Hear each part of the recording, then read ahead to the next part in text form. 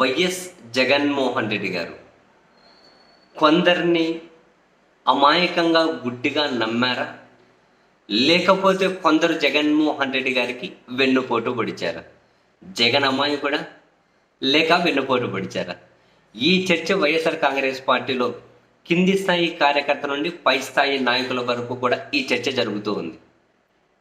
జగన్ అమాయకంగా నమ్మారా? లేకపోతే ఆయన వెన్నుపోటు పొడిచారా అని.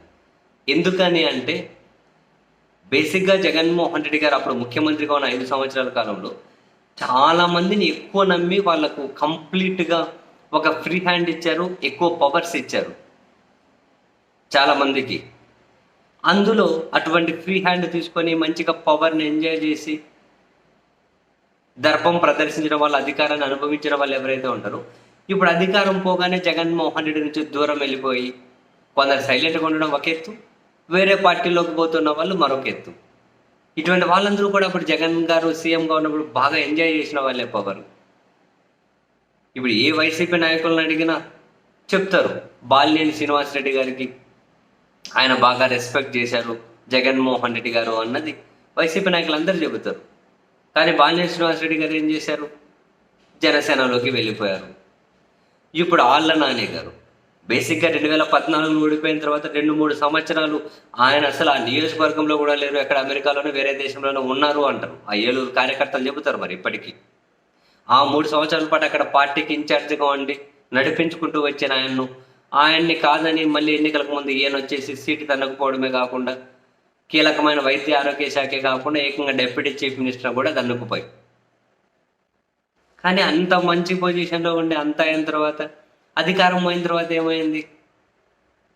వేరే పార్టీలోకి వెళ్ళిపోతూ ఉన్నారు. ఇట్లాంటి నాయకులు చాలామంది. ఇప్పుడు ఆర్ కృష్ణయ్య గారు ఉన్నారు. 2014లో తెలుగుదేశం పార్టీ తెలంగాణ ముఖ్యమంత్రి అభ్యర్థి. చాలామందికి తెలుసు ఆయన కాసింత ఆర్ఎస్ఎస్ టచ్ ఉంటుంది, తెలుగుదేశం పార్టీ లైన్ ఉంటుంది, అంటే ఆ నీడ గట్టిగా ఉన్న మనిషి అని అందరికీ తెలుసు. ఆయన జగన్మోహన్ రెడ్డి గారు ఇక్కడ ఎవరు బీసీ లేరన్నట్లు అక్కడి నుంచి పిలిపించారు, రాజ్యసభ ఎంపీ ఇచ్చారు. ఏమైంది? రాజీనామా చేశారు. జంబో.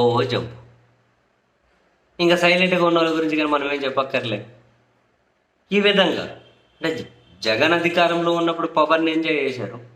ఆయన ఇబ్బందుల్లో కష్టాల్లో ఉన్నప్పుడు ఆయన కోసం పనిచేసిన క్యాడర్ని ఏమో వదిలేసి, కార్యకర్తలను వదిలేసి, అధికారం ఇచ్చినటువంటి నాయకుడిని వదిలేసి ఇప్పుడు మళ్ళీ వాళ్ళ దగ్గర వాళ్ళు చూసుకొని వెళ్ళిపోతున్నారు.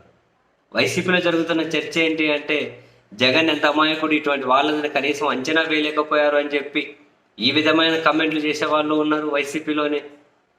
ఏమేమో మరి నమ్మి ఇచ్చారు కానీ ఈ విధంగా వెన్నుపోటు పొడుస్తారని చెప్పి తెలియదు కదా అనేవాళ్ళు కొందరు. అంటే వీళ్ళ కనీసం అంచనా వేయలేకపోయారా ఇటువంటి వాళ్ళు అని చెప్పి కొందరు మాట్లాడుతూ ఉన్నారు. బట్ జగన్ నిజంగానే ఒక అమాయకంగా ఇటువంటి వాళ్ళని నమ్మి పూర్తిగా పవర్స్ ఇచ్చేసారా? అప్పుడు లేదు, అప్పటికి బాగానే ఉండి ఇప్పుడు టైం చూసుకొని ఆయన కష్టాల్లో ఆయన ఒక పోటు అంటే ఒక విమర్శ లాంటిది అనుకోండి, అవన్నీ వేసి వెళ్ళిపోతున్నారా? No clarity. బట్ ఒకటైతే ఫ్యాక్ట్, వీళ్ళందరూ అధికారాన్ని బ్రహ్మాండంగా చూసిన వాళ్ళు. ఇప్పుడు ఆర్ కృష్ణయ్య గారిని పిలిచి ఎవరిచ్చారు రాజ్యసభ ఎంపీ? ఎవరిచ్చారు?